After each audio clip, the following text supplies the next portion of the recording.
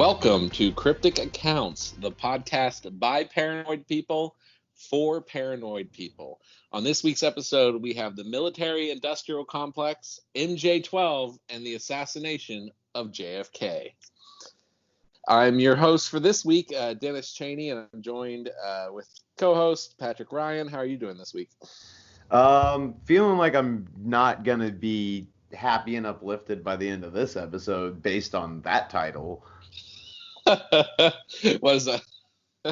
Is there anything about JFK that ever, like, wouldn't you love to hear a conspiracy theory about JFK that didn't involve his assassination? Yeah, I thought I had one. I'm like, no, that ended up involving his assassination too. Never mind. Everything works back to it. Even the Marilyn Monroe, the stuff I was reading this week, and I left it mostly out of the episode. But even Marilyn Monroe goes back to his assassination. Everything goes to his assassination. There's like zero. Well, I guess there's like the Bay of Pigs and stuff, but no one is safe. No one is safe. As always, please like our show, subscribe wherever you're listening. Please seek us out on other platforms, and most importantly, please share our show. If you listen to it or you've listened to more than one episode, find the one you like the best and send it to a friend. Yes. Or a family member and say, hey, this is a really interesting take on JFK or the coronavirus or UFOs, like whatever it is. Like, just find the one you like the best, send it to a friend, say you should subscribe to this. Yes. We would be eternally grateful. So we really would. We really would. And so this was, I always say this, I literally say this every episode, but this was a different type of journey this week, Pat. I had bought the book Kennedy's Last Stand, Eisenhower, UFOs, MJ12, and the JFK Assassination by Michael Salla from the Exopolitics Institute, which we could almost do an entire show on. And this is more or less the scripture on like how JFK might have been assassinated due to UFOs. Really? Yeah, this is really, yeah. And then, like, there's like 4 or 5 things. I mean, we could make a list of things we mentioned in the show that we haven't done shows about that we probably should eventually to get people up to speed. But I'm guessing if you're listening to this at this point, you know about Roswell, you know about, MJ12, etc., and we'll give little primers as we go. Well, yeah, we've got a bunch of topics like that are just kind of like so well known that it's kind of funner to poke around at other stuff that maybe you don't hear about it as much. Yeah, we like to keep things we like to be wide right now. We like to cast the net because we're interested in all kinds of things. This one, unlike my last episode I did on the whale wars.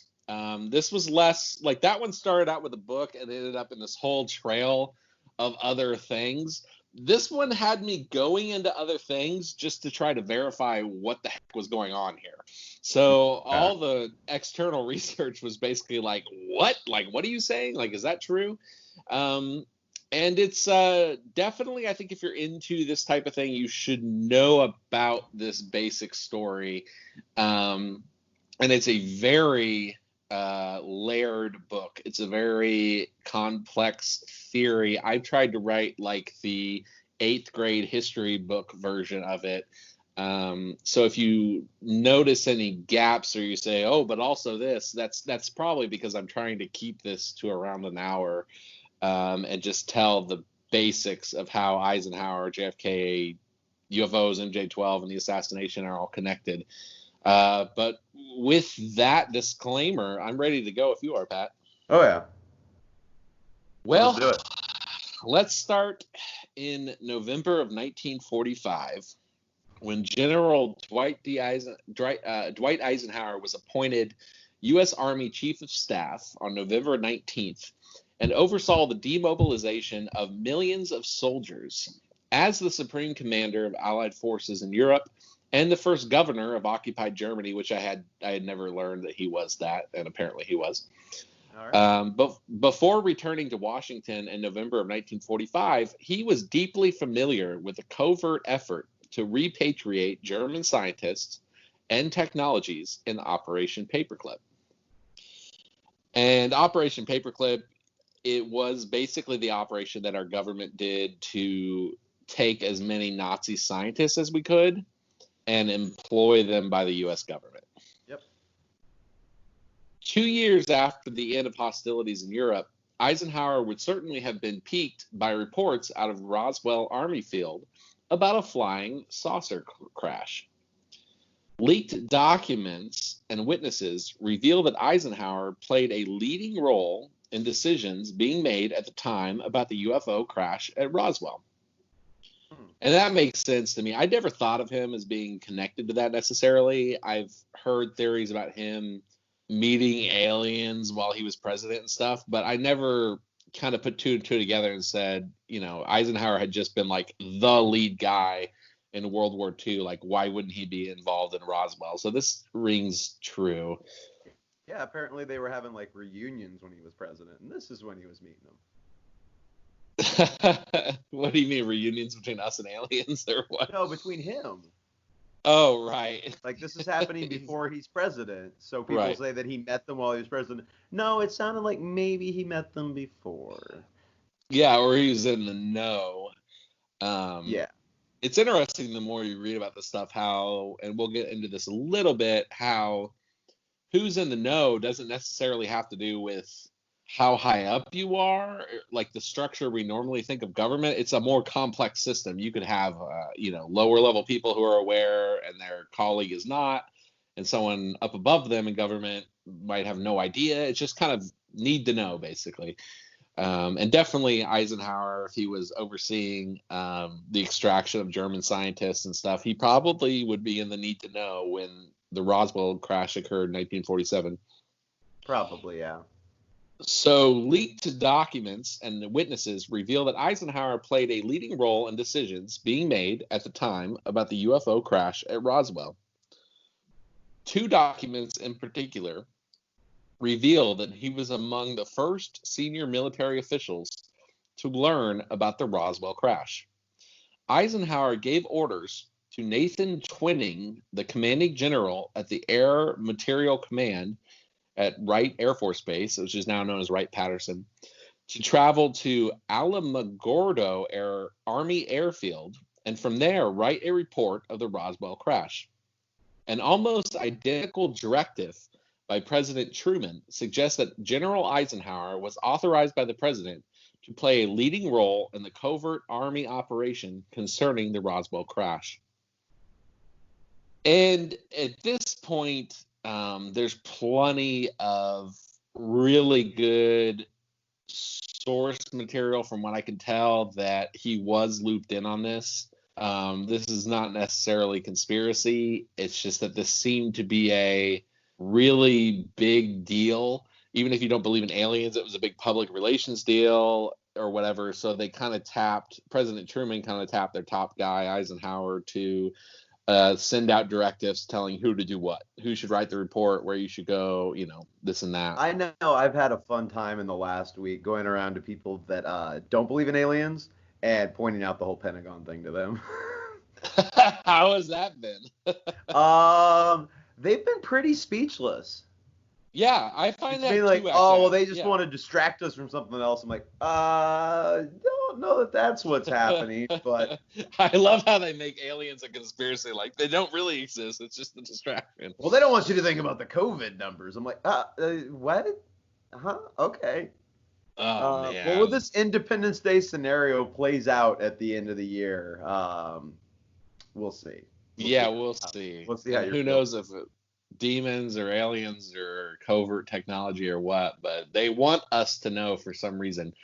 But this was a day and age where it was very secret. And so leaked documents do show that Eisenhower was directing this, which, if you really think about this for a minute, the kind of government narrative that has built through the years about Roswell is that it was just a top secret government program that was like Project Mogul or like aerial balloon, like spy balloons and stuff like that. Yeah. Why would you tap like the biggest general to like write the report and stuff? Like, maybe it's because the balloons were that important, but it kind of seems like when you talk about Truman calling up Eisenhower, it kind of seems like something bigger. Like if every time a new technology like maybe leaked, would you really call like the man? You know what I mean? Like, Well, I mean, their leaps forward in balloon technology was pretty staggering. I mean, we see it all around us today. right.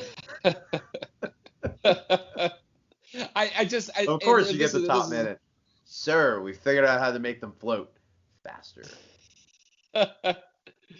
So I may give this as my aside, but looking into this stuff, it was interesting. It was just when you think logically about it, it's like, why would you have the top general dealing with the crash that you very quickly picked up and kept out of the public's eye, more or less? There are some photos of people holding up materials from Roswell, but more or less, like nobody escaped with like pieces or anything like that. Like it was all in the military's hands.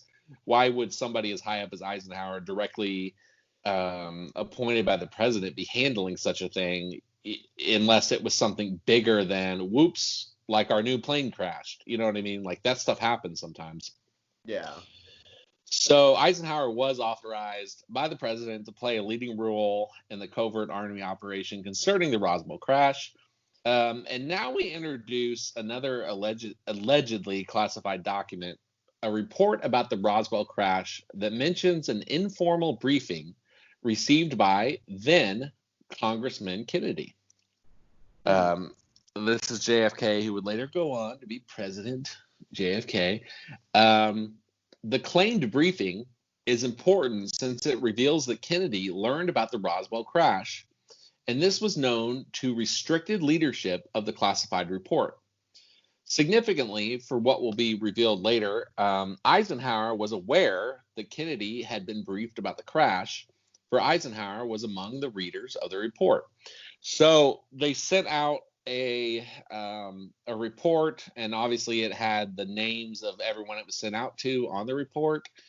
So you could see, so Eisenhower would know Kennedy read it, Kennedy would know Eisenhower had it. And at this time, Kennedy was not a huge political figure.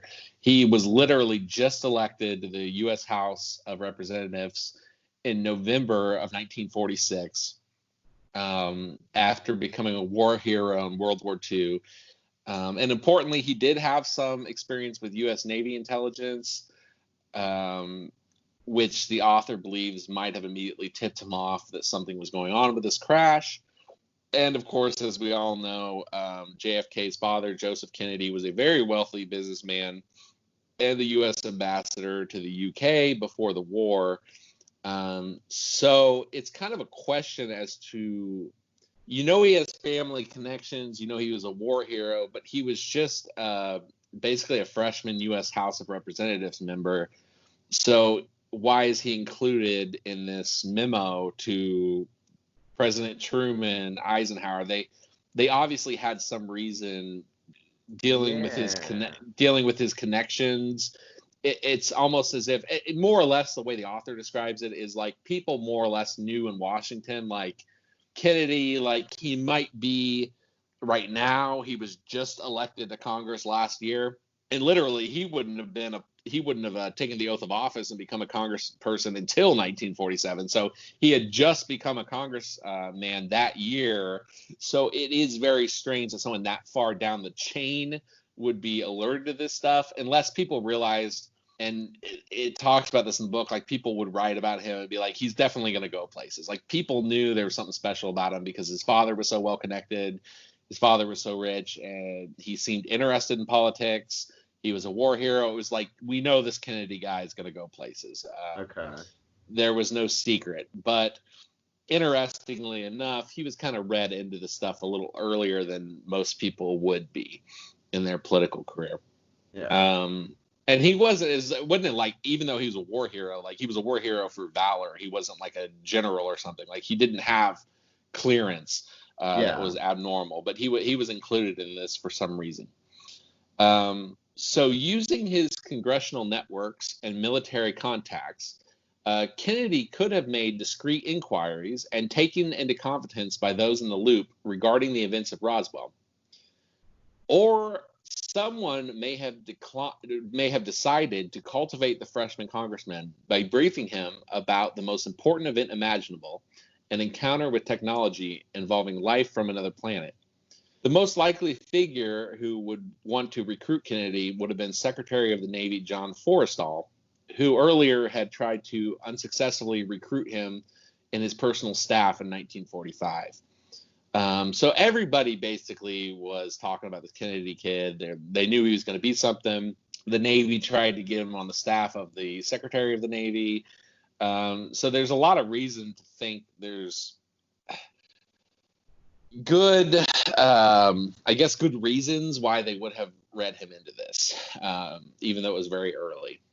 Okay. So in a classified report by an elite Army counterintelligence team, Kennedy is mentioned as having received an informal briefing about the Roswell crash. The Counterintelligence Corps, the CIC / Interplanetary Phenomenon Unit report dated the 22nd of July, 1947, states that it has become known to CIC the sum of the recovery operation was shared with Representative John F. Kennedy, a Massachusetts Democrat. The reference to Kennedy is highly significant and revealing. The Interplanetary Phenomenon Unit report was intended for a very limited audience. It was a detailed summary of an investigation of what occurred at Roswell, as would have been expected if the original Army press release of an alien crash was correct. Interestingly, it notes his political connections and his father's importance in the document almost as a signal that he could be trusted. And so, okay. Yeah, and it does if you look at the full text. Weird. Yeah, it does, but it's again, this is all driving home the point of why would Kennedy have been briefed so young? And if you really look at who he was, what his connections were, who his father was, what he was trying to be, what other people were trying to recruit him to, and the fact that he obviously now has political ambitions, it would make sense to loop him in as the author says, almost to groom him, basically. Yeah. They just want to keep him in the know because this guy's on the rise, and you might as well. Political grooming might be a good episode, actually. There's a lot of people who claim that different presidents were groomed very young or at early stages of the career for having certain promises. Huh. So, yeah, I do too. Especially given that so much of the government is dark, basically. It's operating on its own. In the Interplanetary Phenomenon Unit report, the Army Chief of Staff, General Eisenhower, is also mentioned as one of the officials who would personally witness what was retrieved from Roswell, along with the remains from another nearby crash site.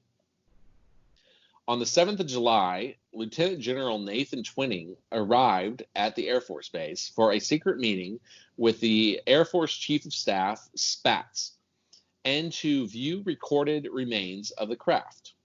My apologies. It is believed that Twining and staff is preparing a detailed report of both incidents and briefings later to follow.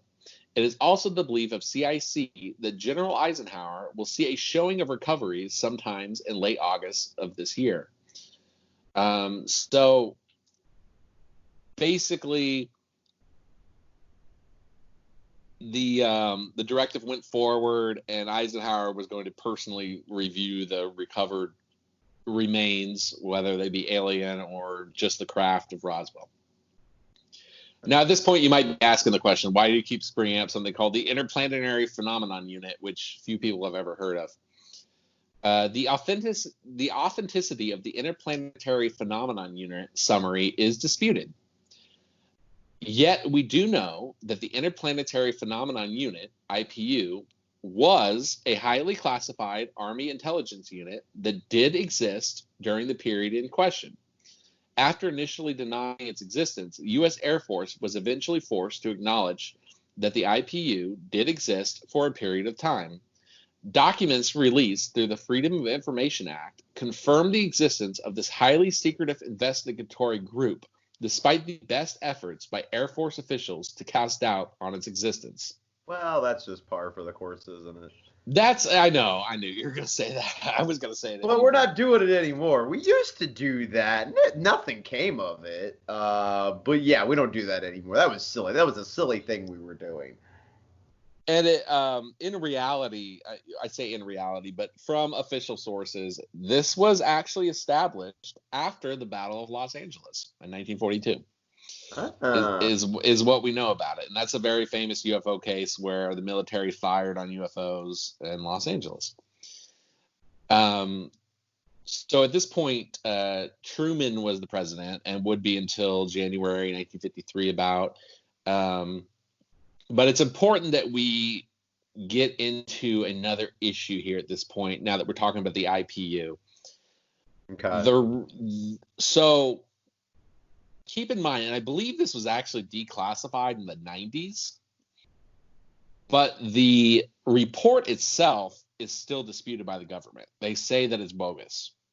Well, that may be changing here pretty soon, honestly. Yeah, we'll see. Yeah, everything changes every day. That's kind of what got me into this. Well, I just mean with like the Pentagon, again, going back to last week when the Pentagon said they're going to release a bunch of this may be part of the stuff that they're going to go ahead and go, yeah, that was okay. So you guys were right 60 years ago or whatever, 80 years ago. Anyway, next question. Exactly. They'll say you're right 80 years ago, except for all the stuff that matters. They'll say, oh, you're right, And this is where we get into, I'm going to call this the segue where documented facts and myth start to intertwine. And I don't say myth to mean fake. I just mean myth to mean very big stories in the UFO community that have not been confirmed to be true, some of which have been very poo-pooed by the government. Even some ufologists say some of this stuff is fake, but I encourage people to make up their own minds. We know that there's a lot of disinformation that involves using real documents and real disclosures to muddy the waters. Mm-hmm. The reason why the IPU, the document, so we know that the unit, the Interplanetary Phenomenon Unit, has, after a battle, been disclosed to exist. Which, first of all, you should ask yourself, why are you calling something the Interplanetary Phenomenon Unit, unless you have more information than we saw some UFOs over LA, right? Yeah, they do a lot of on the nose naming about stuff that they'd rather not talk about. Yeah, because they never thought it'd be released. So we know the unit existed, which is a weird thing to name the unit. This is during World War II. Prior to our entry, or actually I think right after our entry. Why wouldn't you call it like the Unknown Foreign Threats Unit or something like that? Yeah. Why is it the Interplanetary? Like, what do you know? You're just in the name, you're suggesting, hey, we think there's some stuff coming from outer space. Which is so weird because it's in the middle of a war. Why wouldn't you think, oh, it might be Nazis, it might be Japanese? Like, they have to know more than what they say they know. That always seems to be the case. Yeah, otherwise, like you said, it's so on the nose. So we know the unit exists, but the document is disputed, and that's because the document was part of the Majestic 12, otherwise known as MJ12 documents. And this could be, we could do 100 episodes on MJ12, the same as we could with MK Ultra. MJ12 is a purported organization that appears in UFO conspiracy theories. The organization is claimed to be a code name of an alleged secret committee of scientists, military leaders, and government officials formed in 1947 by an executive order by U.S. President Harry S. Truman to facilitate the recovery and investigation of alien spacecraft. And we're going to keep it at that. We're not going to go into the saga. More or less, some documents were either leaked or fabricated to some UFO investigators in the 80s, and it caused a huge firestorm. Many people believe they're real. Many people believe they're completely false. The government, of course, says they're completely false. Many people believe that there is truth contained in them, but that many people believe that they're basically government documents that were doctored to include some truth and some lies to just muddy this whole thing and be able to call out UFO investigators. You know what I'm saying? Okay. So if this is a common strategy by the intelligence agencies, they'll release a document that has like 5 truths in it and then like 3 outrageous lies. And then a UFO investigator will come out and say, this is a very simplified version. Will come out and say, look at this thing I got that's leaked. And then they'll say, and then they'll expose like the 3 lies. And then they'll say, oh, see, the whole thing's wrong. Right? Like that's a strategy. And then you basically have the truth again, like Satanists and the intelligence agencies do. They're hiding the truth all the time, on the nose, in plain sight. So that's actually the theory that I prefer about MJ12 documents. Like some of them are very clearly shown to be fake, but through a variety of like investigation, like, oh, this typewriter wouldn't have been used then, or this date doesn't match up. But then some of it, for instance, why did it talk about this unit that wasn't alleged to exist until years later? See what I'm saying? Yeah.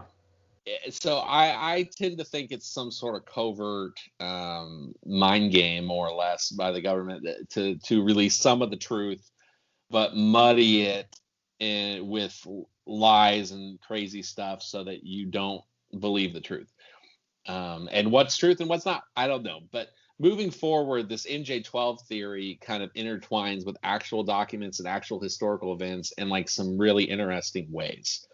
Okay. So we know that Eisenhower as president, both from the MJ12 documents and from real documents, was briefed multiple times about UFOs, but was also stymied in accessing a lot of the data about what was happening with the technology, etc.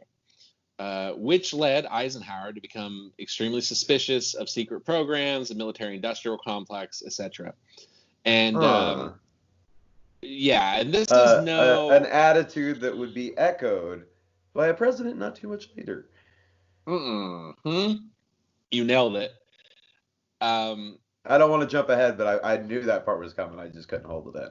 Yeah, and you're talking about the general of the Allied forces. Like, it was shocking. Well, we'll get into this. So, yeah.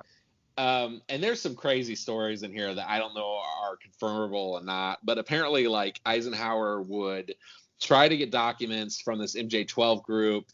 He'd get the runaround. At one point, he was using like loyal CIA operatives to spy on like other CIA operatives to like report back to him what he was saying. Like, it was like an internal civil war. Oh man, and really, if you spy on spy stuff. That's some real spy on spy stuff. And then one of the ones I found interesting was, and I did not know this, but I did confirm this. Did you know a large segment of Area 51 was actually reclassified at one point as being the CIA, not the military? No.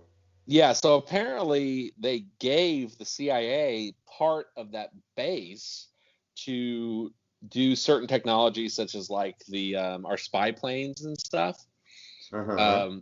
These things were compartmentalized. So it's believed that some of this stuff, like the government, like the internal secret kind of, I guess we call it the deep state now, was kind of playing a shell game where they'd move this stuff around and they say, well, now it's not under this agency, it's under that agency. And the importance of putting it under the CIA is, and a lot of people don't realize this, the president can't necessarily access everything the CIA knows. Whereas opposed to the military, he has complete control. Yeah, complete control. So at one point, because Eisenhower already knew this was happening, he already knew that, the Roswell crash had occurred. He was involved in it. But by the time he got into office, Eisenhower had been president for 8 years.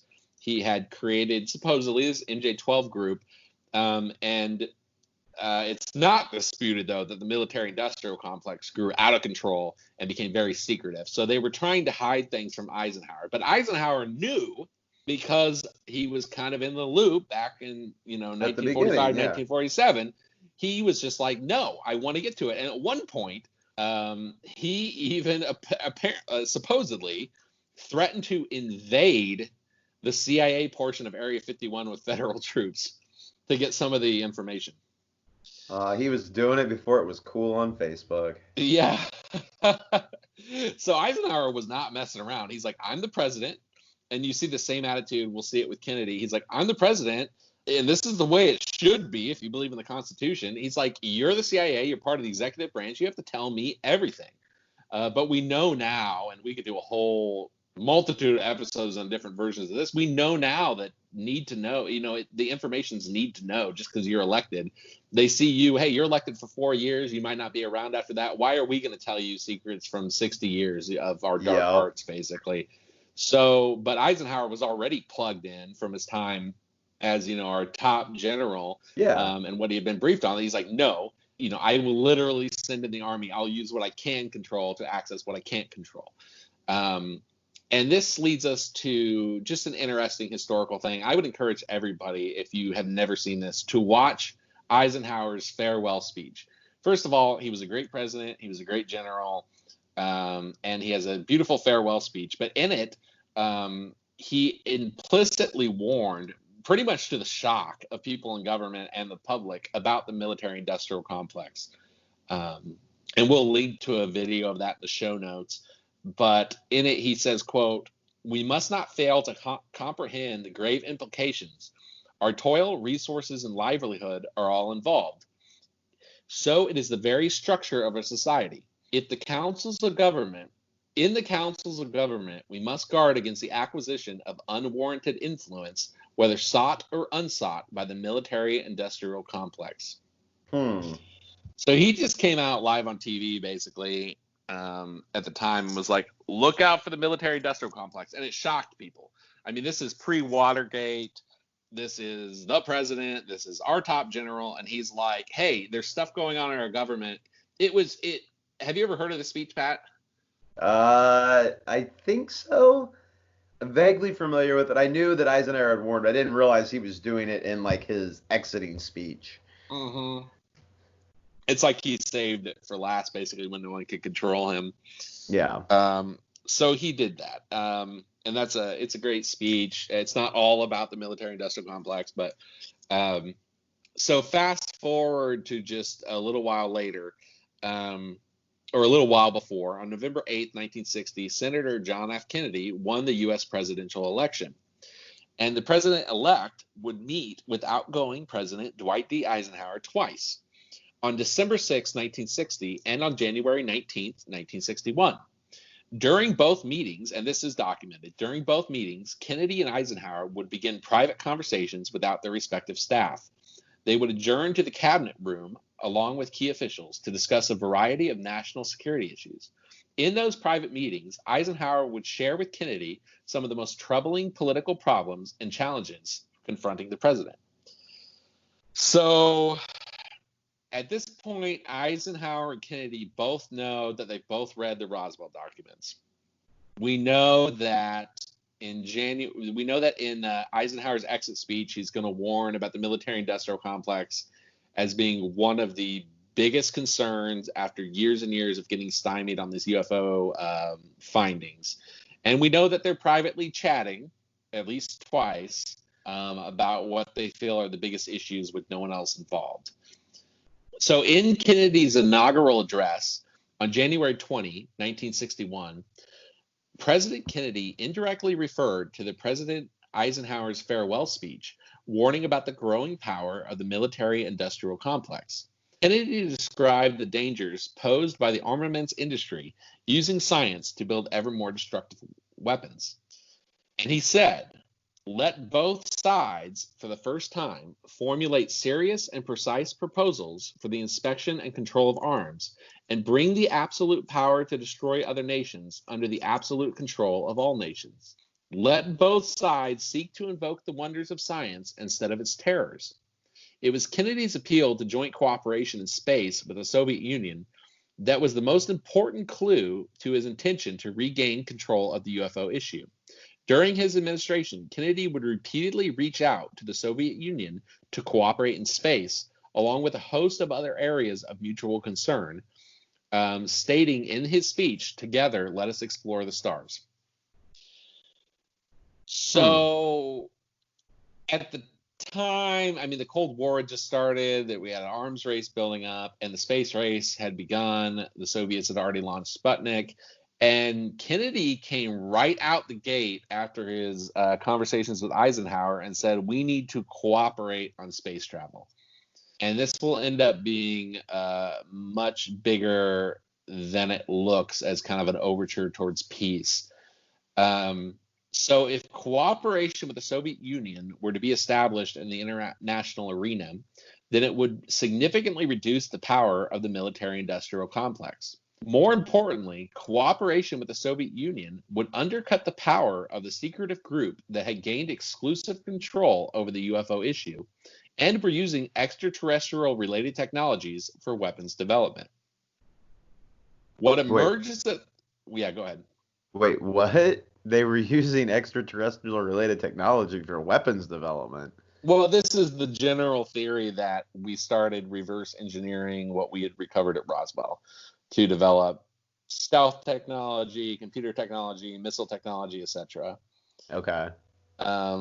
This is part of the broader Roswell narrative that we didn't just catch the craft and be like, oh, neato, here. We've been like reverse engineering the armor technology. Everything that we could get scientists to create for us, we would have. So Kennedy coming out and saying, hey, I just got elected. Maybe we should start sharing everything with the Soviets and like work on space travel together and weapons together. That would directly mean that whatever secretive group had been reverse engineering these technologies, it's a direct threat to their existence, basically. Yeah. It would make them outside. If he could somehow succeed in getting the U.S. and the Soviets, you're not just the CIA versus the president. You're the CIA versus the world at that point. Yeah. You're some sort of third entity. So what emerges at this point in history is clear evidence of multiple attempts by President Kennedy to learn about and gain control of the UFO issue. Behind these policies and speeches lies evidence that President Kennedy knew that some UFOs were extraterrestrial in origin, and the technologies involved would forever change life on this planet as we know it. President Kennedy, acting upon Eisenhower's public and private warnings, began a concerted effort to reestablish presidential control over the UFO issue.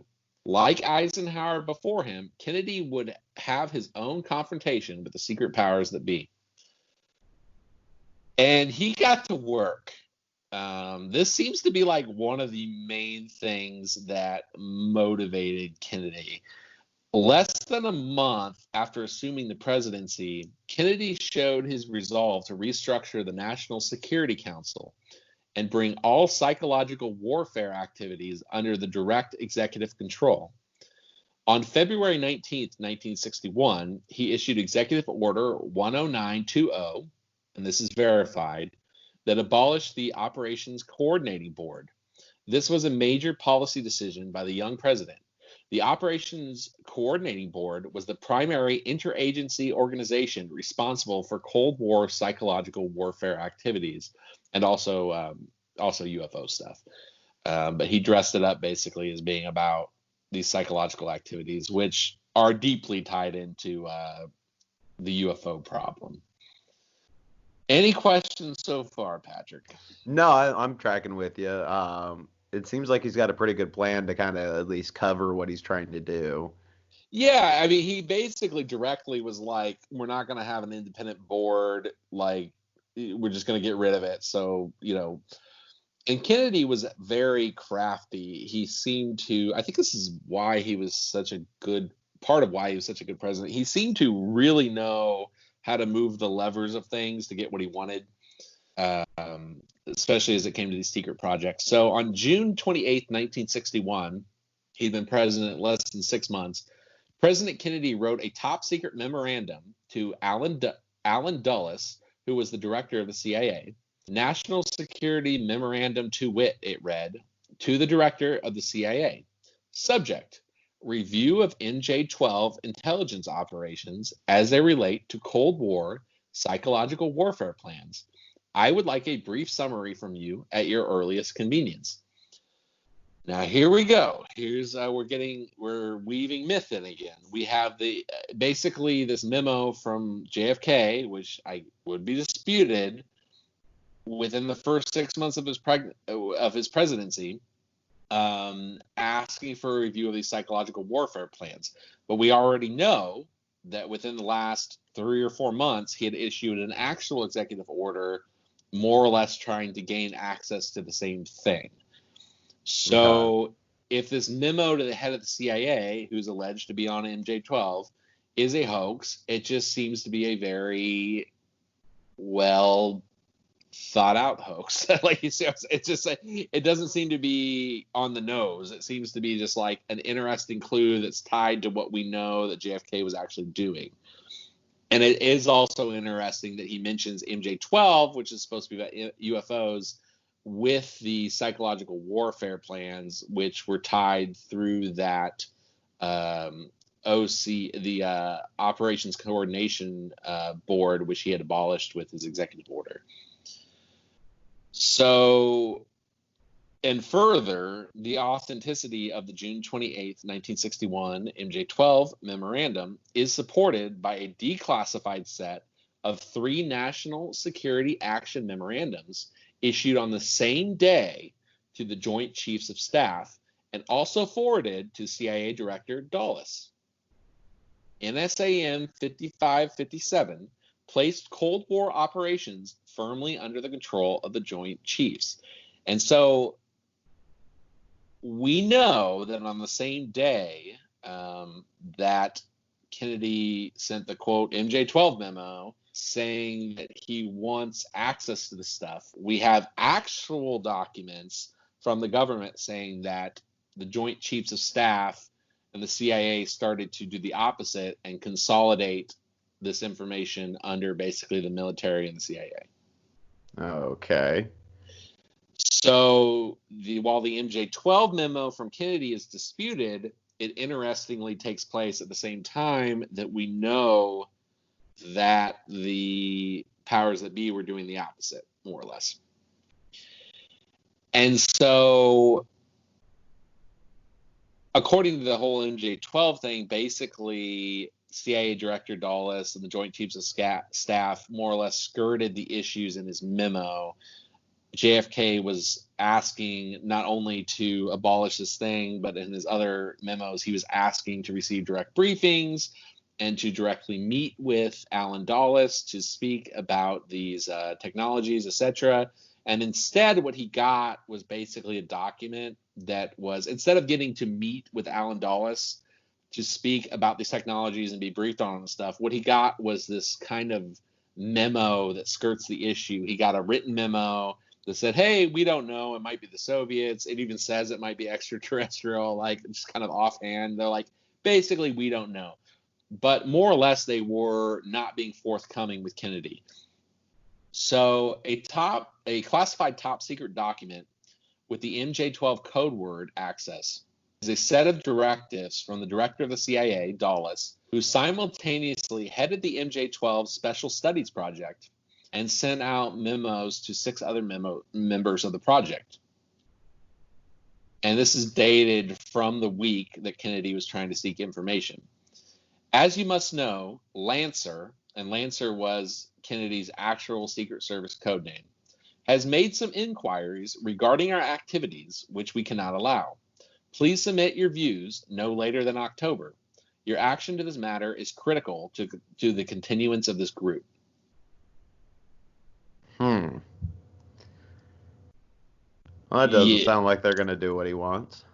No, they're going to try to actively skirt him. And it's interesting because while MJ12, again, is the myth side, it's part history, part maybe misinformation, the dates line up incredibly with how they actually were reacting to Kennedy with his orders that were connected to these things. Yeah. And so this memo, and this will be a huge part of this, from CIA Director Dulles saying they cannot allow Kennedy to move forward with gaining information about the group and the UFO studies, was one of many.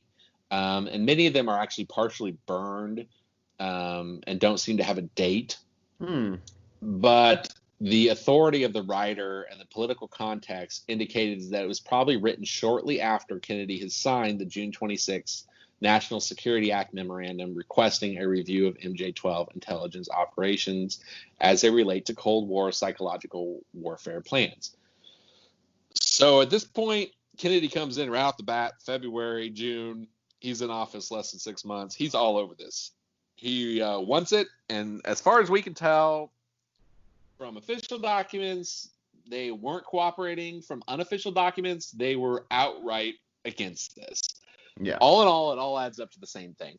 But Kennedy was not deterred, and the author goes into all these different stories about how he tried to use his power in different ways. It's actually really interesting, this whole like dichotomy between the president, who can, as obviously the commander in chief, he can control the military, but he's not necessarily aware of all these intelligent projects that existed before him, and these things are changing agencies and hands. So he went all out. His brother, Attorney General Robert Kennedy, he enlisted him to assist him in learning about UFOs. And we know that Robert Kennedy, actually from real life private letters, was intensely interested in UFOs. He'd write his constituents about them, etc. And Kennedy started to basically go on a tour of different Air Force bases to receive briefings from anyone who was basically willing to give him information. And it goes out there, man. Like some of this stuff, I said, this is more or less like the story. So some of the stuff even gets into things like I think some of the early flying saucer people like claim that they actually hosted Kennedy like on their land to like meet aliens. Like it goes fully into like every possible source that says that Kennedy. But what we do know is that he was trying to get briefings on these things from who he could and what he could control, which was mainly the military. Okay. Now, this would not end up being his most fruitful, unless you believe the stories about him going out to a farm and like meeting an alien. This would not necessarily be his most fruitful approach, though. If you remember, when he got into office, he had echoed Eisenhower about the military-industrial complex, and Kennedy's kind of creative approach to destroying that was to work with the Soviet Union.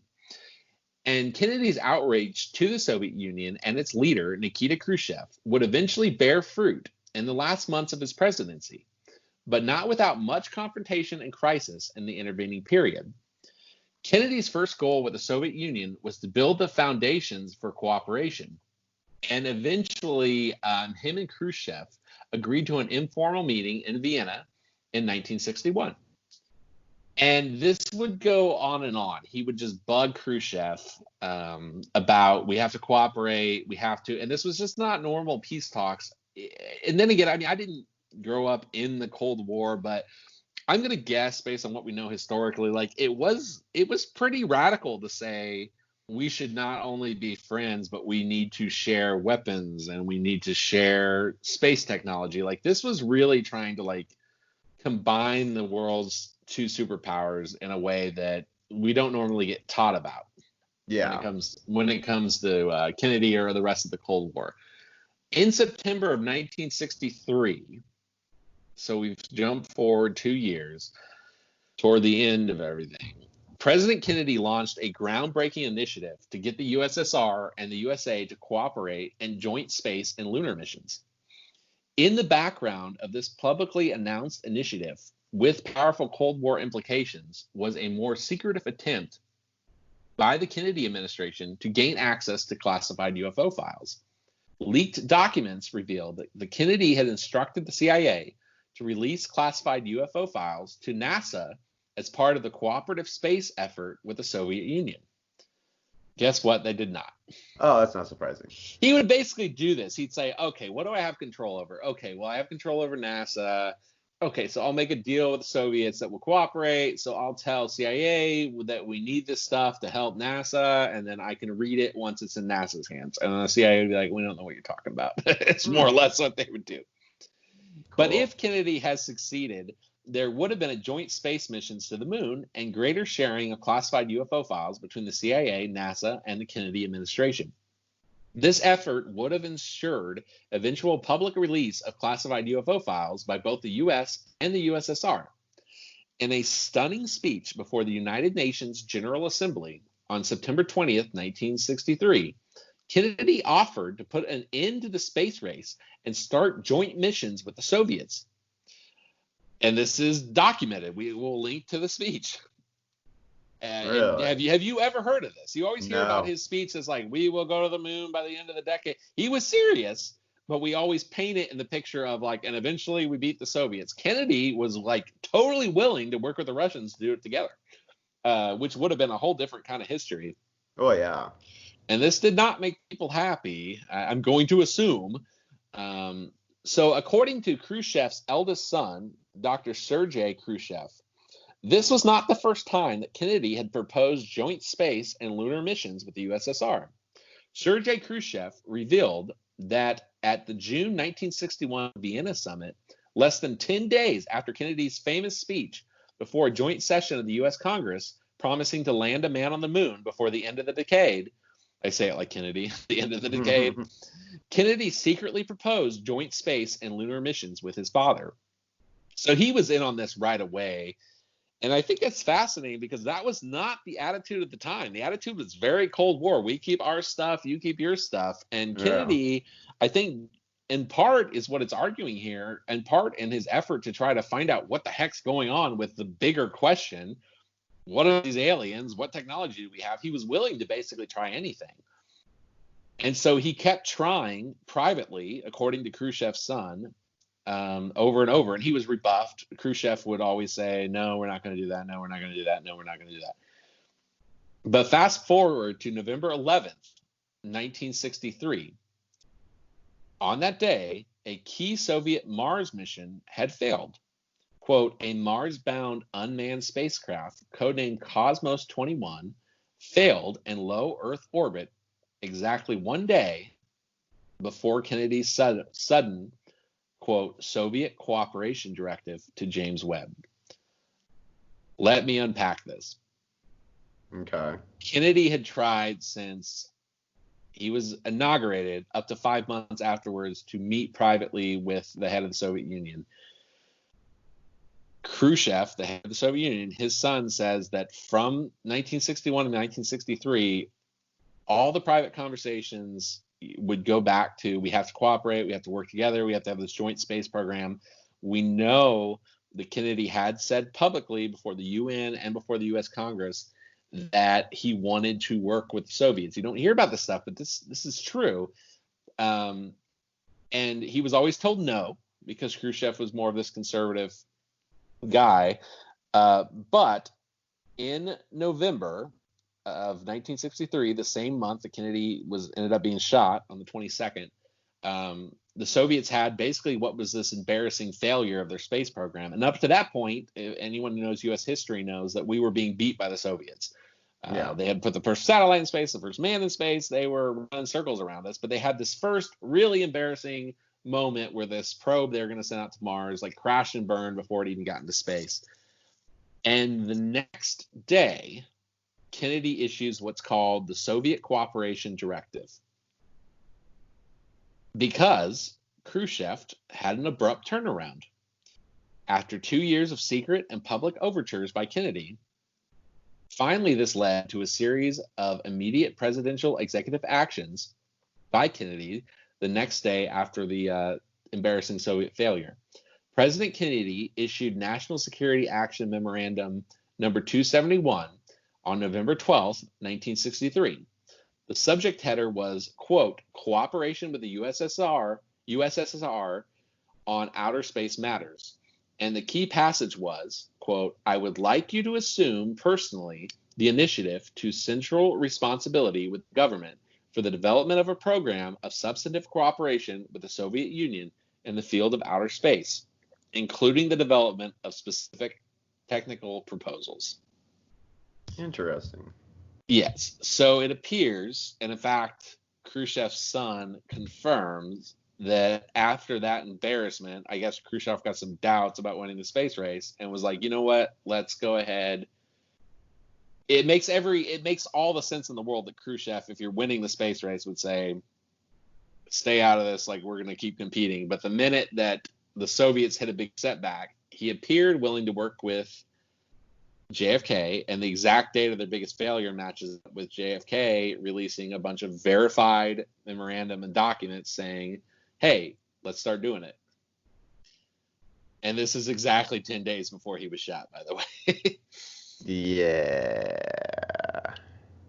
So on November 12th, 1963, President JFK had reached broad agreement with Soviet Premier Nikita Khrushchev on joint space missions and sharing classified UFO files.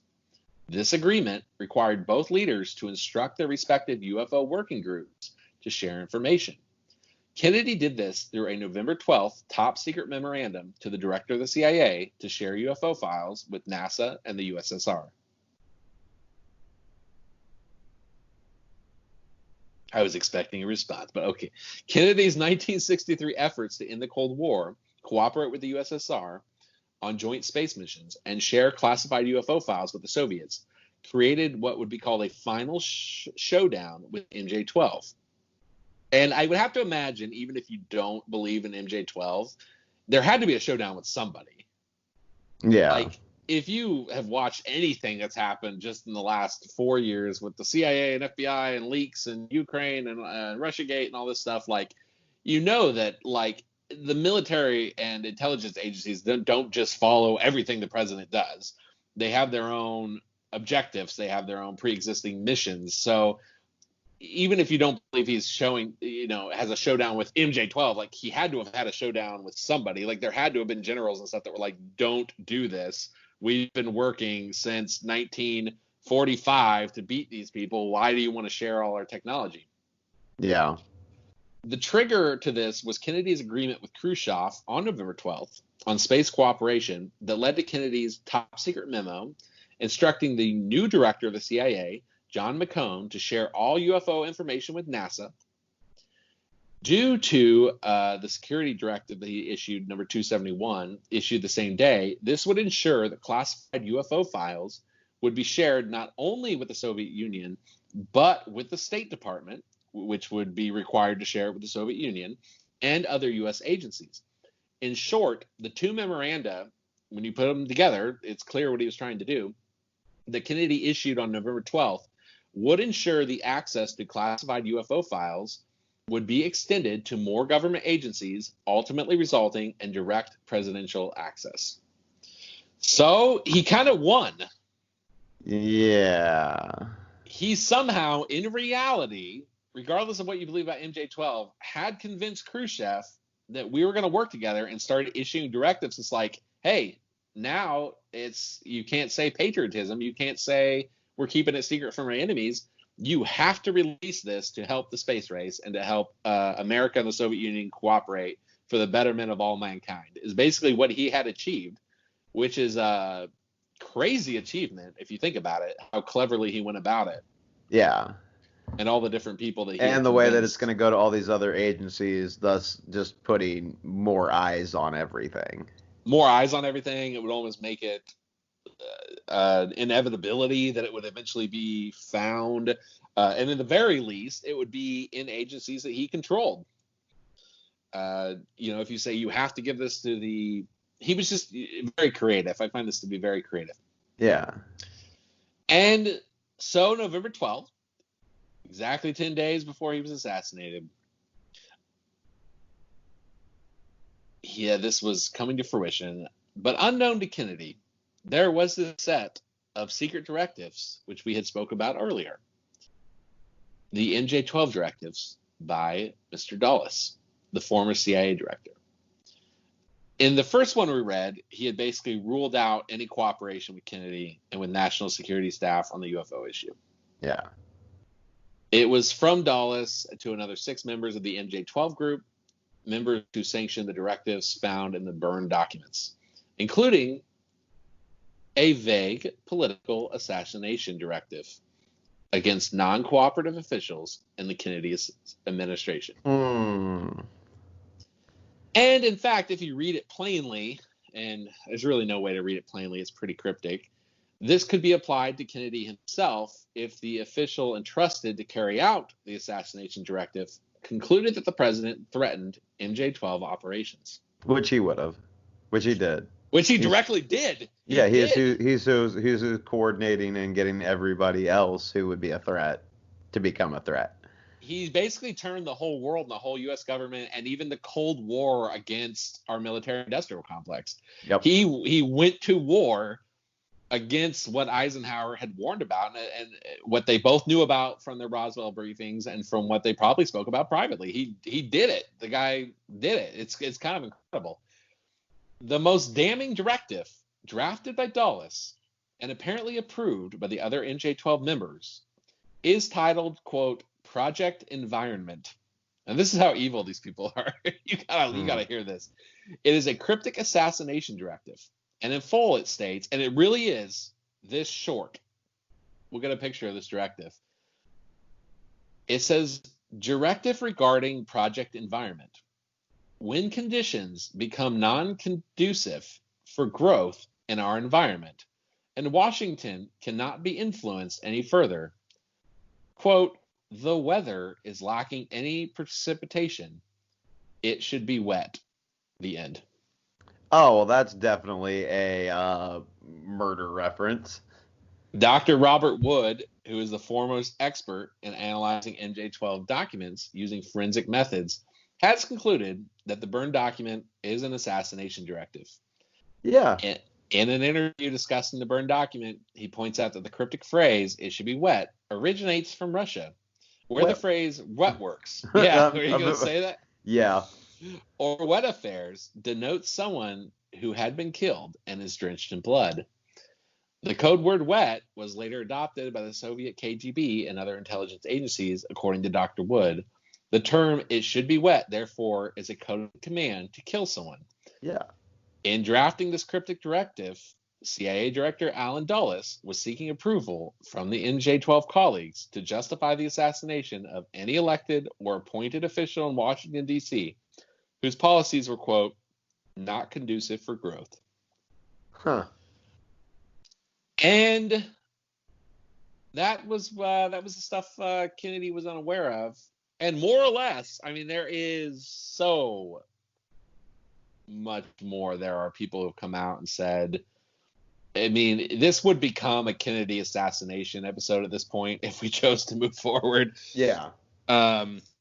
Because at this point, you have the memo, the MJ12 memo, so the myth, that is lining up with what we never hear about in history, which is Kennedy's extraordinary efforts to access these documents, form cooperation between the two countries, work together to go into the outer space.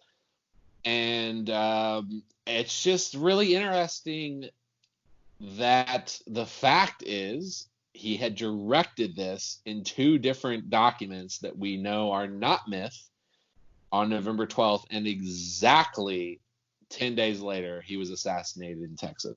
Yeah, this really leans you towards thinking that the CIA probably had something to do with that assassination. It does. Oh boy, does it. And that's the story. Like I said, after that, all the evidence, I mean, it would have to be a separate episode, but the book, Kennedy's Last Stand, Eisenhower UFOs, MJ12, and the JFK assassination, it goes into different people who claim to have been basically bench warmers on the assassination from the CIA. But that's just a whole other conspiracy. Yeah. What it looks like to me is that the MJ12 documents seem to connect dots that we know exist in reality. Yeah. And it seems to kind of add a highlight or a bold or an underline to different inferences that you might make just on your own by looking at the historical context. But what I found most interesting, again, this is a different type of rabbit hole episode. It just is the type that goes deeper and deeper instead of out into the universe, is that Eisenhower and Kennedy both seem to have been briefed very early on in this. Eisenhower due to his power, Kennedy due to he's the wonderkind, he's coming up, he's well connected. They definitely met privately to discuss Eisenhower's biggest concerns. They both knew that They both knew about Roswell. Eisenhower, you can watch the video in the show notes, made a very unexpected big deal about the military-industrial complex in his exit speech. Kennedy, the young blood, seemed to come in and agree with him, but he had his own way of going about it. He bugged and bugged and bugged our nuclear enemy, the USSR, to cooperate on technology and space travel, which, is I had never heard about, frankly, before reading this and then verifying it. Eventually it worked, and he signed directives that whether or not you believe in Roswell and UFO conspiracy stuff, it would, by the letter of the law, force a group like that, if it existed, to release those things to other branches where he could gain access and control over them again, which is what our Constitution would allow. And exactly 10 days later, he was murdered. Yep. Seems like a bit of a coincidence there. Seems like a bit of a coincidence, and you know what, we could, it would, like I said, it would have to be a different episode to go into why either Lee Harvey Oswald was part of it, or who were the other shooters, or what was going on, or who told who to do what. But it just is placed. I don't mean this to be anticlimactic. It's just, to me, that's so close in time. Yep. That even without the MJ12 stuff, you would have to say, wow, like, this monumental achievement that would have forced our military secrets to come out in the open resulted directly in, came less than 2 weeks before he was killed. Some would say ritualistically in plain sight.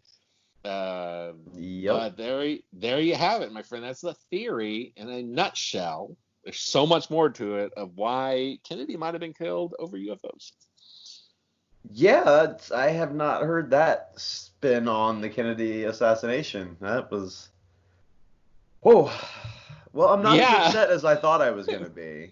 I feel like I stuttered a lot this episode because first of all, I could never say the word USSR.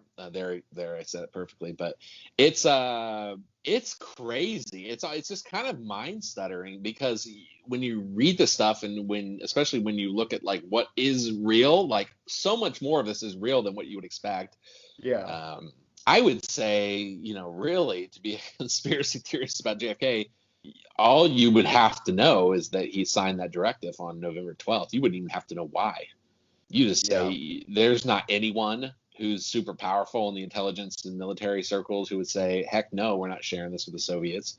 There's not anyone. I mean, at that point, he'd be seen as a national security threat to certain people. And we know the government thinks this way. I mean, regardless of how you feel about current political events, I mean, we have seen, especially in the impeachment hearings, people who work with the president, that work for these agencies, will routinely look at a president and say, I know you're the president, I know you're my boss, but there's bigger things at issue here.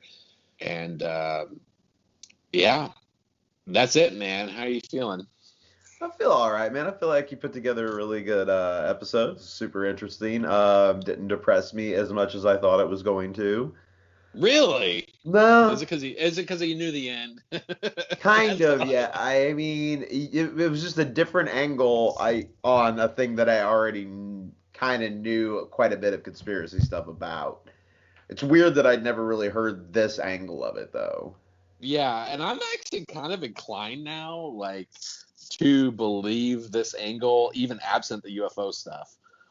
Just the fact that I never heard the way that they tell U.S. history is, then we were being beaten in the Soviet space race, and then JFK got up and said, we will go to the moon. And then 9 years later, it happened. That's the story. And it's like, you don't realize, like, the guy was trying to, in many ways, create a better world where, and I'm not pro-Soviet, don't get me wrong there, but like, in many ways, I mean, imagine if we had just decided to cooperate, how different things would be. Would Vietnam have gotten as bad? Like, and I just think Kennedy and Eisenhower are two great men from a different era. And I just, knowing what we know about the government, I'm leaning towards at least him wanting to cooperate with the Soviets is why he got assassinated. It can't be a coincidence. Yeah, I could definitely there seems to be something to that theory. So what's your favorite theory? I don't We'll do an know. episode on. I mean, we could do a whole episode on just the different theories behind Kennedy's assassination. I have heard CIA, but I didn't realize that was the reasons behind that, which maybe I just missed that point. I thought it was other stuff. I'd heard that one more linked towards his speech calling out against secret societies that would think they're above the government. Which I Ah, think, now that I hear all this, I'm like, was he actually talking about the MJ12 instead of like the Illuminati, which is normally what's kind of pointed at in that conspiracy reference? Like, was I he actually talking about stuff within government agencies that were like operating as above the executive branch? man, I'm leaning towards that. I mean, because if you're the president, first of all, I would have to think if the Illuminati existed, Kennedy might have been a member. You know what I mean? Like, I think the thing that ticks off a person, the type of person who would go to war, become president, or just a politician who would become president is like power. And Yeah. especially given that our Constitution says like the president runs the executive branch, I would have to think the most frustrating thing in the world would be to get in there and have some CIA or Joint Chiefs Tell you no. jerk come into your office and be like, no. And then, like, what are you supposed to do? Like, the president can't take out a gun and be like, show me the documents. You know what I mean? Like, Well, all you have is your symbolic power. I mean, like as Eisenhower. time rolls on, I'm not ruling that out as an option. Shoot. What are you supposed to do? Shoot somebody on Fifth Avenue? But Eisenhower apparently, basically, and I love that story, by the way. I really actually kind of hope that's true. That he tried to invade Area 51, or he threatened to, because and as the documents, as those documents, which are the MJ12 ones show, like they basically, it was a game of chicken, and they're like, Eisenhower will do it. Like, this dude invaded Europe, like he will invade Area 51. Like, he's not messing around. So Yeah. they knew he wasn't messing around, and he kind of got off on it. But then this young kid comes in, and yeah, he was a war hero, but he wasn't Eisenhower. And they apparently thought, oh, you want to threaten us? Like, okay, like, this is the guy we can kill. Yeah. Yikes. But no, this actually did change my mind, even though it's interwoven with a lot of speculation. It really is going to make me think more about what was going on with the Kennedy assassination. I tend to not be a conspiracy theorist about that, oddly enough, in the past, but this has opened my eyes. Well, yeah, this is interesting, man. Thank you for putting it together. no problem. As always, all the show notes and sources will be linked on crypticaccounts.com. Yep. And we will be back next week where I have some other weird research that I'm going to put together.